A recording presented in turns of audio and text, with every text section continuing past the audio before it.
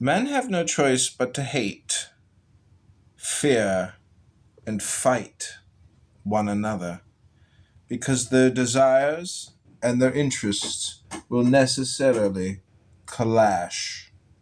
If desire is the ethical standard, then one man's desire to produce and another man's desire to rob him have equal ethical validity.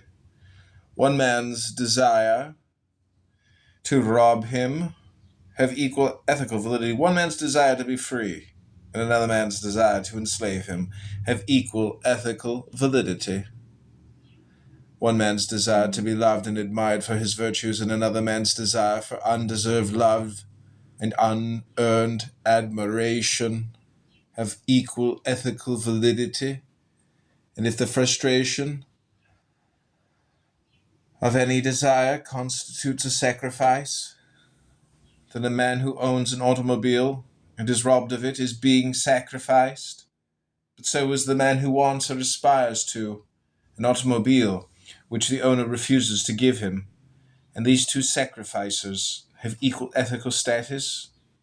If so, then man's only choice is to rob or be robbed, to destroy or be destroyed, to sacrifice others to any desire of his own, or to sacrifice himself to any desire of others. The man's only ethical alternative is to be a sadist or a masochist.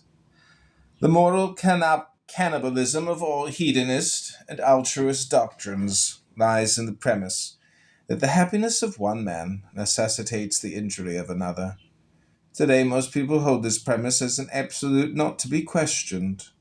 And when one speaks of man's right to exist for his own sake, for his own rational self-interest, most people assume automatically that this means his right to sacrifice others. Such an assumption is a confession of their own belief that to injure, enslave, rob, or murder others is in man's self-interest, which he must selflessly renounce. The idea that man's self-interest can be served only by a non-sacrificial relationship with others has never occurred to those humanitarian apostles of unselfishness, who proclaim the desire to achieve the brotherhood of men. And it will not occur to them or to anyone so long as the concept rational is omitted from the context of values, desires, self-interest, and ethics. The objectivist ethics proudly advocates and upholds rational self